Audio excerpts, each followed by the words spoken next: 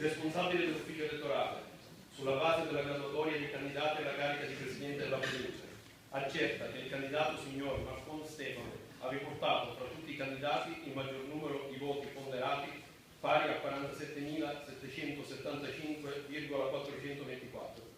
Pertanto il responsabile dell'ufficio elettorale alle ore 21:30 del giorno 18 settembre 2016 proclama eletto alla carica di Presidente della provincia di Treviso il signor Marcon Stefano.